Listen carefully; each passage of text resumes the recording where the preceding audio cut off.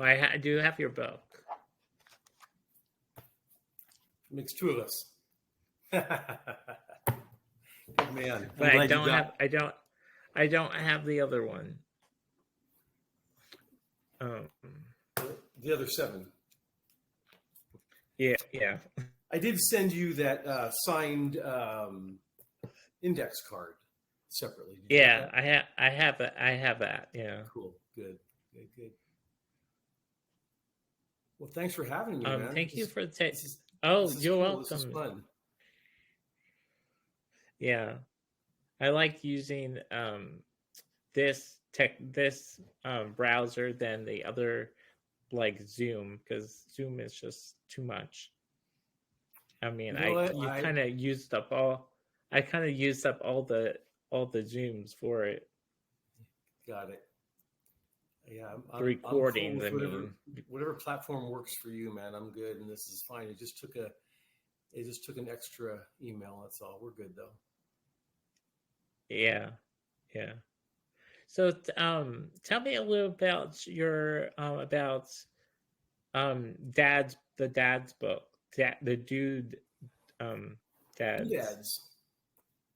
Doodads, the Good Father Revolution. Well, first of all, I got the name after running a father's support program, and was chatting with some, colleagues, some coworkers about it, and I was telling them about some exceptional dads, some dads who had really turned it around or had done some really cool things as fathers, and one of my coworkers said, "Well, those are your doodads," and she said it kind of jokingly. I go, "I'm using that." And so I actually just once I published the book, I sent her an email saying, "Hey, by the way, you deserve a free copy. I am using your name." And then the subtitle, "The Good Father Revolution." I was in a field where I was plagued with a lot of stories about uninvolved dads, about absentee fathers, about abusive fathers, about fathers who Mm-hmm. I heard all these stories about the dads who were doing it wrong. And what I saw through my 10 years of working with fathers were the dads who may have done it wrong in the past, but they were certainly ready to turn it around, man. And I call it a revolution. They were ready to do what it takes to step up and either be a better dad, or if they don't know how, if they know how, and if they don't know how, they're going to do what it takes to learn to be a better dad. And that's what our program that I write about in the book, Forever Fathers, was the name of the program. That's what our program was about. No judgment. It's all about, we're here to hear your story. What do you need? We're here to level you up. How do you become a better father? And that's what my 10 years of working with dads culminated into when I resigned almost a year ago, last August. That's cool. How did you put any dad stories in there for yourself? I'm sorry, say it again. Did you put any like dad stories about yourself in the Oh book? man, yeah. So for the record, because of confidentiality laws, I did have to change the names of some of the other dads that I refer to, and some of the identifying details were changed. But it's really the essence of the stories of accomplishments of turning things around, or in some cases of dads who foiled, who fumbled, who did it wrong. I'm not sitting there like slapping them on the wrist, but I'm just giving the reader warnings as well as examples, but certainly stories about my own father and my own fathering.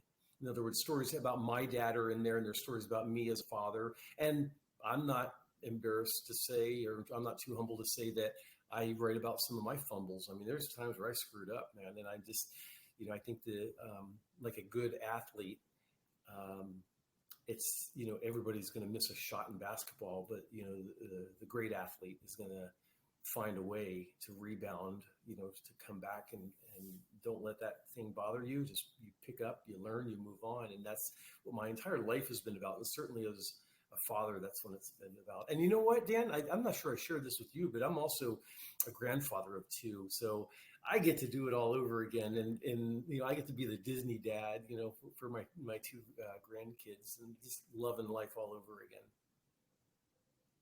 Well, that's exciting. Yeah. To be with your grandkids. Yeah. I love the artwork in the back. It's great.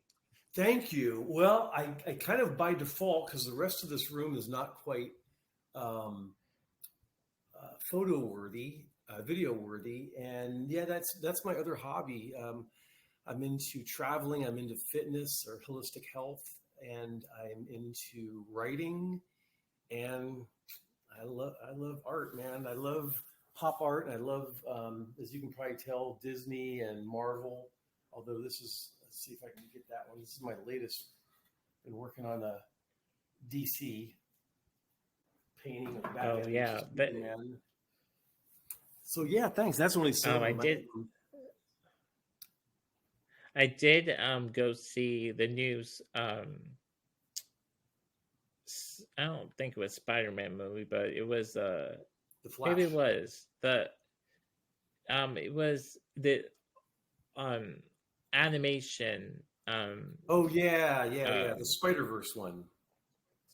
yeah, it was good. It was good. A lot of Okay, colors I've heard and great things I about it. I went. haven't watched it yet. I did watch the new Flash, which is getting mixed results, but I went and checked that one out. I haven't seen Guardians though. I got to check out Guardians of the Galaxy 3. I think it's available streaming now.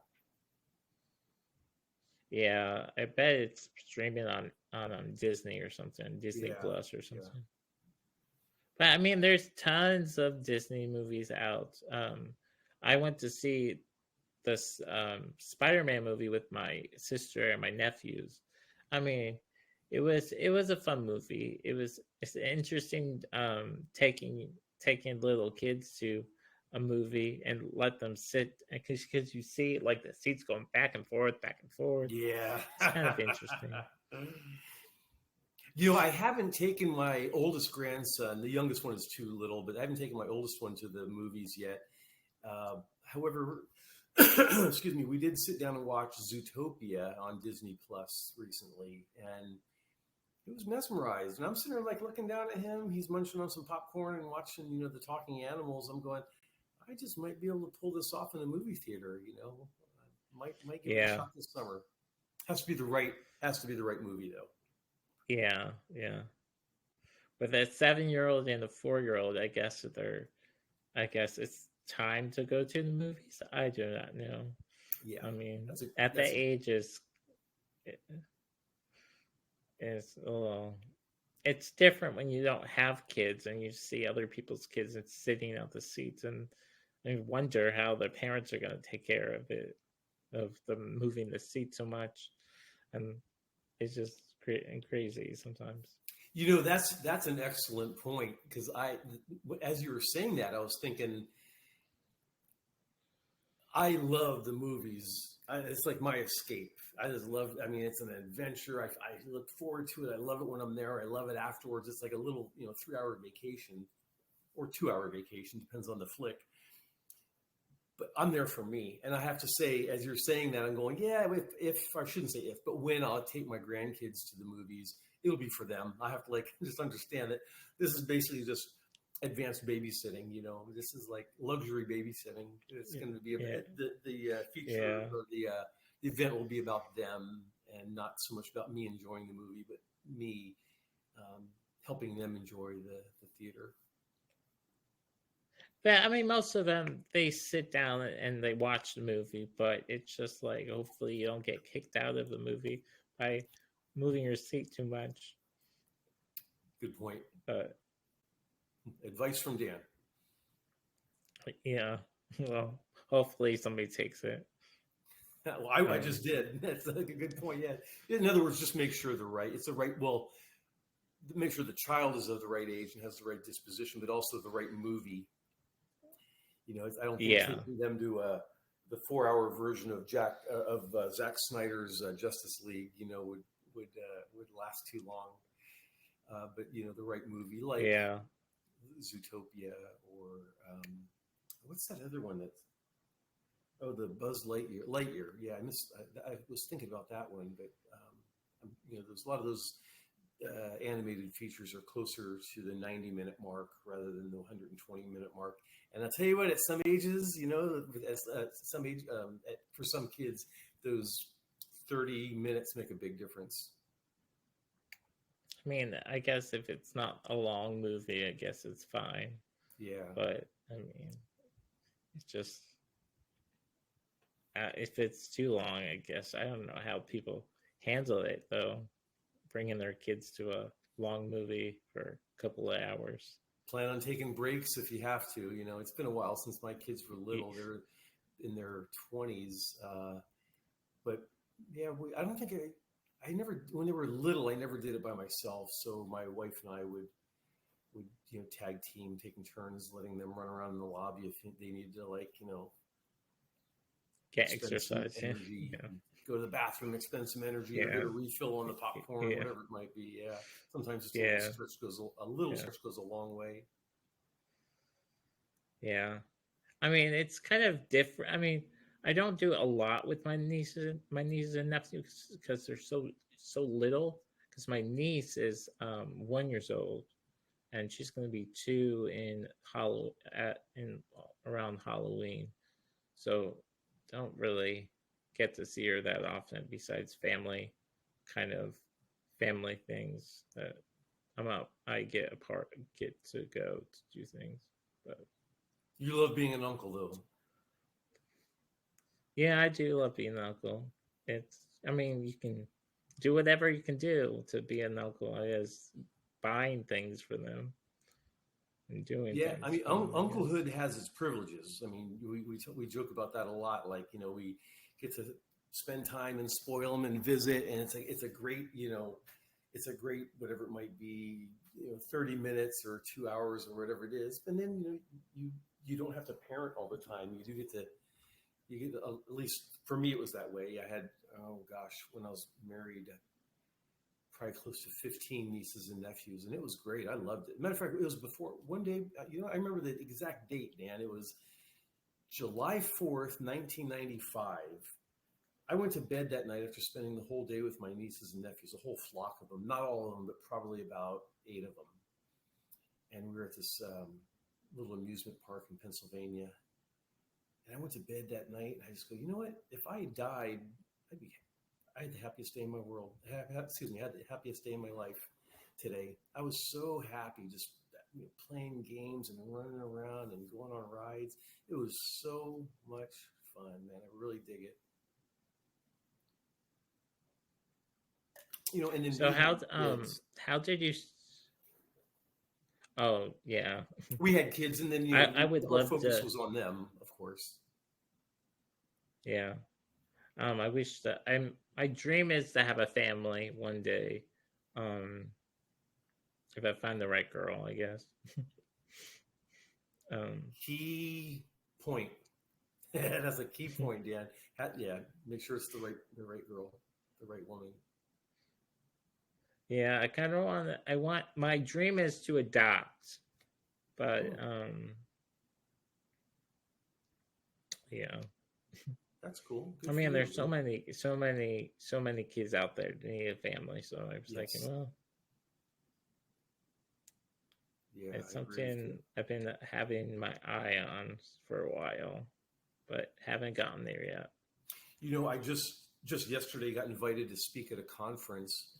Actually, I'm sorry. Let me rephrase that. I got invited. I can't make the conference, so we're going to record my presentation on Tuesday, and that organization works primarily with the families who take care of foster children and are hoping to adopt. And it's a special breed of people, man. I mean, it really is. It takes a special person, and especially, sometimes people are doing it because they can't have kids themselves, and there's a special, emotionality that goes along with that. And some people just want to do it to make the world a better place. I know somebody who has both adoptive and biological children, and they're going, we just couldn't say no, and it was the right thing. And some of those kids are adults now, and having careers. And so it's a special group of people that I get to, give a presentation to, and I'm proud of them. And I make sure as part of my presentation, I'm telling them, thank you for what you're doing, not just for your own family, but for our, communities. Yeah. So how did you start the other book, the children's book? So the Danny Mays World series started way back when. It actually started with issue number one, Hunt for the Incan Emerald. And I won't give away the story in case any of your followers buy it. But I was just watching my daughter, who was little. I'm probably 2 years old at the time. Just watching her do things, and I was just taking mental notes, and those mental notes turned into written notes. And I was just thinking to myself, what's going through her mind? What is she imagining? And so, excuse me. So I reversed it, and I pretended, as I wrote the stories, I pretended I was Danny May having this grand adventure, and then in the end, you find out some simple or perhaps even mundane thing is happening. But that doesn't matter. It doesn't matter that it's simple and mundane to a 2 year old. In her imagination, and the whole story building up to it, that she was Indiana Jones, or she was, an astronaut, or a race car driver, or a surgeon. Yeah. In her imagination, that's what was going on. And just at the end, you find out, oh, that's what that was. That's where all those symbols and innuendos led up to. So I just literally watched her, and I had 5 stories done. This is again after I resigned or I say resigned. I actually, to back up a little bit, I worked 20 years in the corporate world. And then I spent 10 years in the nonprofit realm. I worked for Child Abuse Prevention Council for the last 10 years. And so then I resigned from that, and people said, "Well, at your age, it's not resigning. You're retired." I said, "Okay, so take your pick, Dan. I either resigned or retired." But I started writing books. I go, I'm going to spend my time doing this. I've always wanted to. So I had 5 of them penned, and I ran away for a week, or not a week, but maybe 4 or 5 nights down to a town north of San Diego called Carlsbad, and just had a nice hotel there for a while, and near the beach, or a drive, not on the water, but a drive to the water. And it was just a perfect relaxing setting. And I finalized the first 5 books of the Danny Mays World Adventure series. And then I wrote the number 6 and 7. And I had been dabbling it for quite a while, and I had the artwork already done by actually a guy who's doing work for Snoop Dogg and Walmart. And now this guy's hit it big ever since. So I had Oh, that's exciting. What's that? That's exciting. Yeah. He's doing really good. Now, ironically, he's thinking about moving down to San Diego. I was like, oh, that's kind of funny. So I had the artwork done originally by Zach. And then what I did was, you can see, where am I at here? Right here, there's the name of this, Hunt for the Incan Emerald, and right here is a little emerald, and you can see it has a green background. Well, in the next issue, we have this pink one, and it's called Cruise Control, and well, lo and behold, you see a little pink Corvette up here. So I won't go through all 7 of them, but each book cover looks the same at a glance, but it has a different color, and it has a different Easter egg embedded in the book cover that ties into that story's adventure.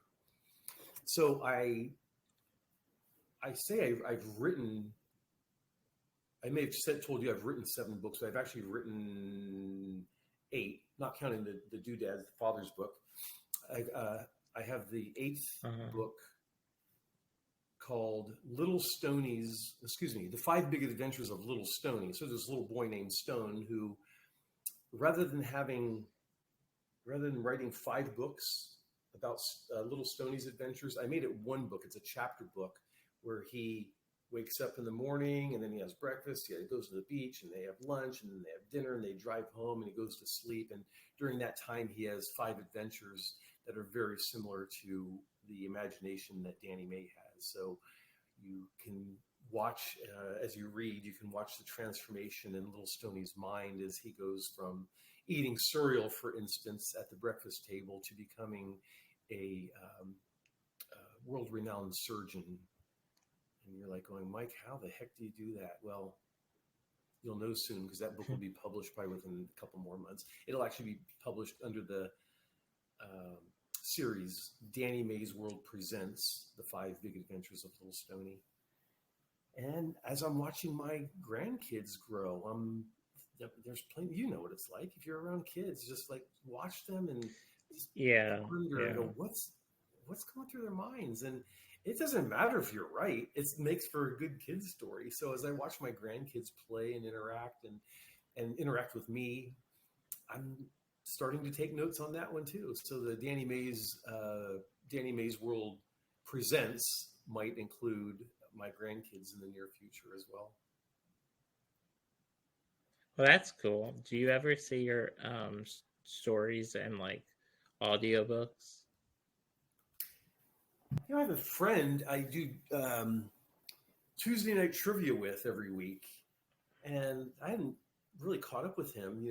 We're down there just talking trivia for a little bit. So I just got talking with him a little deeper more recently, and he actually works for a voiceover company. I guess it's like a big one out of LA, although he works remotely in Northern California. And at the same time, I find out about that. This other friend of mine says, for those kind of stories, you could do like have somebody do like voiceover. I guess that's their way of saying that I may not have the voice for it, but I'm all right with that. I don't mind. Oh, You give the people what they want, and anyways, I just recently, I'd say within the last week, been considering something like that, at least for the Danny May's World because series. because when I was looking, I was just thinking because I didn't know if you had one because I was looking on for the Dude Dad books and I was just going on Audible and I was just seeing if you had something because it would be sometimes it's hard for me to read a whole book and it's also good for me to listen to a book because I can hear it better than look at it. Dan, I'm telling you, I'm learning more from this, or at least getting some great ideas from your podcast. How long have we been on here? 10 minutes. So I have my idea board. My whiteboard is, it's actually in front of me, behind you as you're facing me. That one's going up there. I'm gonna look into voiceover and Audible books for both of them. I'm out. I give the people what they want. This isn't about me. It has to be priced right. It has to be the right information, it's going to make it sticky, make it entertaining, make it, something enjoyable, or at least if not something that somebody can learn from. So give the people what they want. And if audio is the way to go, and you're not the first person to tell me that they are in their car or they're on the treadmill or they're walking the outdoor paths with their audiobooks. Dogs. Yeah. Yeah. I mean, Audible is or music doing those podcasts it's great. I don't do so much interviews that I used to do, but because it's hard to find great people to do interviews with. Because I'd like to find the right ones to do the interview with. I've done in the past with. I don't know, but it's hard to find the people for it because some dads don't want to be on video or audio, so or they're just shy. Yeah. It's hard. So I get that. I understand part. That not a lot of people like technology, but I guess if it's your job, you have to figure out who's the right person to be on the podcast, or I don't know. I got you, but when it's right, it. I hope so. You just keep looking for the right ones, and again, just like anything, just like the right book. When you have the right guest on, it's going to feel good. It's going to feel right, and that's probably going to be the one that the viewership, gets risen on. That's your popular one. Yeah. I mean, my sister always says, "Oh, you find the right gifts." I'm like, I know. I find the right gifts so they're for the nephews and the nieces. I mean, I'm very good about that, I guess. Everything they like, I get them, so they use it. Um, See, and that's yeah, important too, because I know I've seen people who give a gift that they want the recipient to have, and I'm like, I think the better idea is give the gift that the recipient wants. yeah. You know, I mean, give a gift. sometimes some of the gifts that they want they can't have yet because it's their. I mean, I think it's be too old for them, or for like a bicycle or something, or if it doesn't Yeah, have like the yeah, motor. Sometimes I don't like to see them somewhere if they're on this bicycle that goes a little farther. I'd rather them start with the little spike and then go to the grow as they go. I guess I don't know. I'm with you. Yeah, I violate that. Or I just violated that recently with one of my grandsons. I got him an electric quad, and he he didn't go near it. He was freaking out over it, and I looked at it. He's like, I looked at the box afterwards. I realized he's like, 2 years too young for it, according to the manufacturer. But I thought, it's not Yeah, necessarily. Dad did buy a helmet to go with it, by the way. But yeah. I'm with you. It kind of reminds me of a Christmas Story, right? It wasn't the. I don't know that movie too well, but didn't the mom? No, no. The dad wanted to get the son the BB gun, but the mom said no way, and they had a little tug of Something war like going that. on. Yeah, yeah. The old Christmas movie. Yeah. Hmm. I mean, there's some gifts that I liked. I bought him like a first skateboard. I mean, because I used to work at a skateboard shop when I was in college, and I thought, oh, maybe he would be interested in like a little skateboard. See, and he likes to take that little skateboard out and try to skateboard around. Just put his feet on there, and then Yeah, so that's cool. It's funny you say that too, because I have. I told you that movies are my escapism. That's one of the things I like to do just to get away from it all. The other is longboard. Yeah, I like sometimes I come back from the gym early in the morning. There's not too much traffic out, and just go on a nice roll around. Oh man, it feels free. Feels freeing. yeah. And I did say longboard, not I mean, I skateboard. I'm do. aware of that. There's a big difference Uh, on maneuverability, yeah, right, and agility on those longboards are really easy to ride. there's all different kinds of skateboards. Yeah, there's longboard. There's like a skateboard that has a fat wheel on it. It's like you put your two feet on one side, and then there's a wheel like in the middle. Whoa, I I missed that don't one. know what it is, but Yeah, I don't know. it's an interesting. I mean, I've seen people do it, but I mean, it's just like it's like a big wheel in the middle, and then it has where you Oh put your yeah, feet yeah, on. yeah, yeah. I see some dude cruising around here on those.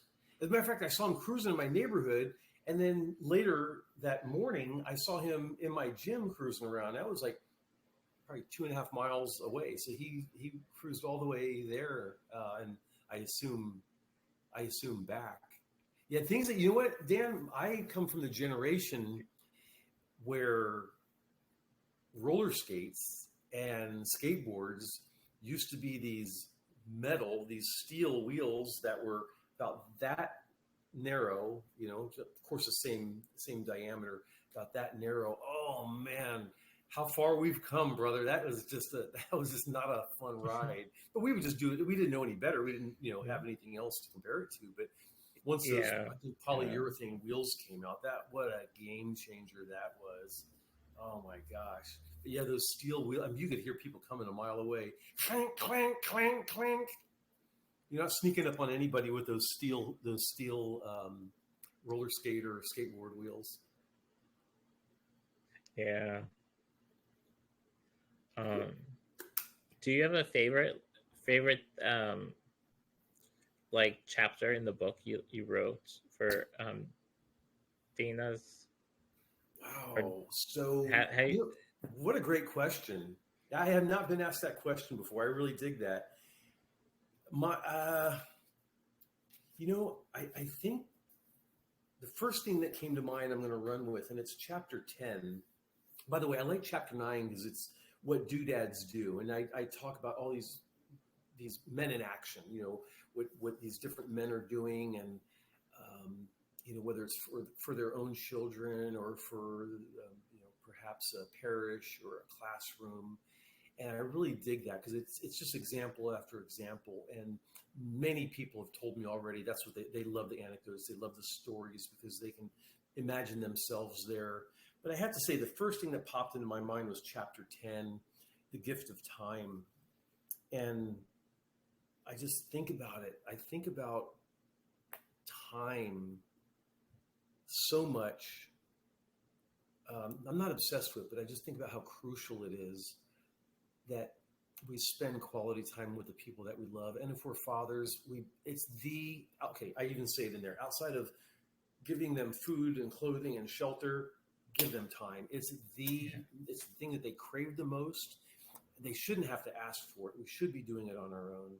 And it also hurt me.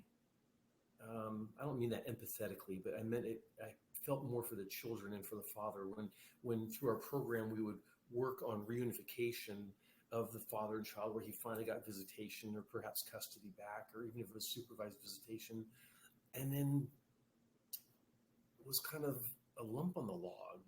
It's like, get in there and talk to your kid, play with your kid, do something, and like have quality time. It's not just about getting visitation hours. It's about enjoying QT, baby, quality time with your kids.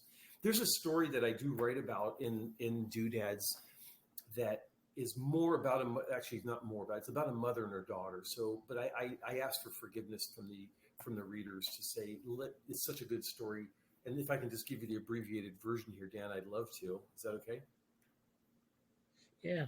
So when Oprah Winfrey was being interviewed, and she was leaving CBS at the time and starting her own cable channel, she was interviewed and asked about, hey, what are some of your top stories? And one of them that stood out to me was a story about a lady who was dying, and she knew that she had X amount of time, where 3 months, 6 months, whatever it might have been. And it was all about spending quality time with her child, and it was a daughter. And I think they somehow were able to manage to do things like New York and Disney World and cruises and shopping sprees and all this kind of cool stuff. And, time caught up to the woman, and she did pass away. And a while after that, Oprah interviewed the daughter, and the little girl was asked the question, you had all these great adventures with your mom. What's the one that stands out? And she said that we being the daughter and the mom, stayed up late, or they got up in the middle of the night, something like that, and they sat in the top of the stairs in their house eating a bowl of Cheerios together. And it's like, out of all the adventures, out of all the money spent, of all all these like orchestrated plans, you get where I'm going, right? This simple act. And I tell people, I told dads, I would tell that story to our dads groups, and I would just say, it's really it's not up to us to dictate what stories or what memories are going to be the best for our children. And the simplicity of that story, the great thing about that story is its simplicity. And I asked the question, how much time did that take? And how much did that cost? What's a box of cereal? $5, $6? How long does it take to, open up a box of cereal and sit down and have, it was probably $5 in 5 minutes, but in that girl's mind, it was like the world to her. And it showed, that the bonding that took place, the imprinting that took place, just that connection. And so I just remind dads all the time, it doesn't have to be a grand adventure. It doesn't have to be a grand vacation. It doesn't have to be, $1,000 worth of hockey equipment. Just spend time with them. And so if I could drive that point home more than any other, I think dads would get it. And by the way, spend quality time, right? Not just anytime, quality time, because Yeah. it is about the children. It's about, you know, and by the way, from quality time, everything else will evolve. I write about being the wise dad and being the educator. I write about being the playful dad and being a playmate of the child under certain circumstances and or under the right circumstances. Um, just being present. So much happens. So many of the right things happen whenever we just choose to have quality time with the ones we love, and especially fathers to children. Yeah. I mean, there's some, like, I was just thinking when you were talking, and I was thinking, how many, like, is it an all age like course that you do with all the dads, or there's like different all ages? Oh, so I remember I ran the course for almost 10 years, 3 times a year for 10 years, almost 10 years. And so we had hundreds of dads come through there. And I think the oldest was 72. The youngest we had somebody who was 18 or 19. It was open to any father, including stepfather, of course, Uh-huh. bio father, foster, adoptive, grandparent, any male caregiver. So yeah, the age spanned, we'll just call it 18 to 72. And the rules were the same for everybody. There was no difference. The difference might be that the person who's on the older end of that spectrum, they have a little more. Actually, they'll have a lot more life experience to draw from, examples and warnings. And I found that a lot of the older Yeah. dads they had a little more expendable income, so they were able to take the kids out, or perhaps get their kids involved in sports. Football and hockey and the sports that were costing a few extra bucks, or take those Disneyland trips rather than the local, the local Six Flags. They were able to do that because they had a little more, but the basics were Yeah. the same, Dan. And you Yeah. know, it's about quality time, and it's about, teaching your kids your wise ways and teaching your kids your playful ways, being there and showing respect to all women. None of that is age relevant. We all should be doing that. I mean, like, some of the dads I've been talking to in the past, they have issues. I mean, they do have issues. I mean, I should tell them about this book to, about your book, to read more about it and Read about it. stuff. And the book is not, so I do qualify this by saying that this book is not how to raise children. This book is how to improve yourself as a father, how to improve yourself as a man, and especially as a father, how to level up, no matter who you are. We've had dads come through our program that were actually pretty cool dads, and they walked away walked away from our program going, thank you. Matter of fact, one dude shouldn't have even been there. He thanked me so much, he actually cut a check to our program that allowed us to buy new T-shirts and some other swag for the dads in there. He goes, I love what you guys are doing. Keep it up. He graduated. I use the term graduated loosely because we never graduate from fatherhood. We're always fathers, which is how we got the name Forever Yeah. Fathers. Yeah. But I tell people there's some good ideas on how to be a better dad right in there. And if nothing else, there's encouragement and hope in this book. But I frequently refer to, or ask people to refer to, a professional, a pastor, therapist, a counselor, to seek help if they feel that they Need need it. something outside of themselves to get them to level Yeah. up, either become better at something or try to eliminate some bad habits, whether it's infidelity or verbal abuse, whatever it might be. They need to sometimes get outside help for that. Yeah. But the book, the book is about encouragement. It is about hope, and it gives real live applicable tools that you can use right away as a father. Like literally, you could read a chapter and go, you know what, I'm going to start doing that, and literally go into the next room with your kids and start doing it. I mean, that was the intention of the book, at least with some of the chapters. That was the intention of the book, and it certainly can be done. And there's also chapters in there or anecdotes in there that allow you as a father to reflect a little bit and go, oh, yeah, you know what? I am doing too much of that. I'm going to start doing less of that. Or I am not doing enough of that. I'm going to start doing more of that. And immediately you go in the next room and you start becoming a better dad right now. Right now. You put that book down and you go in the next room and it can start immediately. I promise you that. I've seen it happen. I've seen so many cool stories, Dan, of dads that turned it around, you know, that I mean, they thought arms crossed and bitter, and they thought the system was out against them. They realized we're not there to judge. The only thing we want is you, Dad, sitting in that chair over there in our room. We just want you to be a better dad. That's all. And we're not going to judge you. We're not judging you for what you did in the past. We know there's another side of the story. I don't really want to hear the other side of the story. I could. We're and don't really care. We need to make you better at what you are, and really, it's nothing more than living up to your own potential. And I've seen so many cool stories of transformation that it motivated me to keep that program going, you know, month after month and year after year.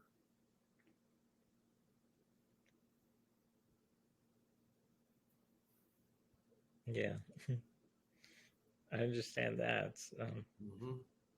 There's always hope. Yeah. What you have anything planned this weekend with your grandchildren? Oh, I got to spend yesterday afternoon with them, and we are. Let's see, what state are you in again? I'm in Kansas City. Okay, I'm in Northern California. We're in the middle of a heat wave, so we're 107 today. But we did. We did get a big ass storm this last night. A big oh, you mean like a rainstorm? Yeah, and like the lights were turning off. Oh wow! The lights were turning off, and there was in my mom's neighborhood, trees fell down in front of houses. So she doesn't have electricity and stuff. So it's like she's gonna come over my house because I have electricity and she doesn't.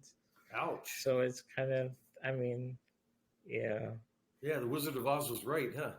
So. Well, what I was saying, it was 107 today. It's 110 tomorrow. So whatever we're doing indoors. That's for that's for sure. Probably going to do some night swimming with them this evening or maybe tomorrow or both. But yeah, it's pretty warm up here right now. We had a super wet winter, one of the wettest, snowiest in decades. And then we had a beautiful spring. It was only up until like about a week ago that it really started like becoming uncomfortable. Yeah, but I won't complain about it. I'll take a few 100-degree days to make up for that beautiful, gorgeous, wet winter that we had. So yeah, nothing planned. Nothing planned. I'll be spontaneous. Well, you have a nice weekend to, you know. Yeah.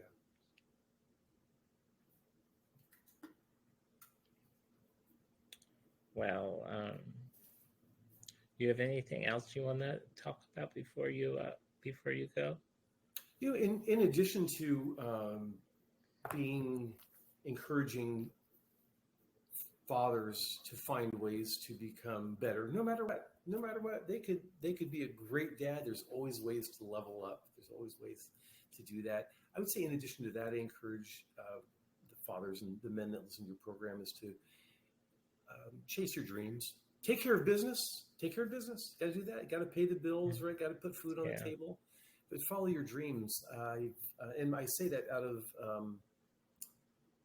the reality of some of my dreams coming true by writing and publishing these books.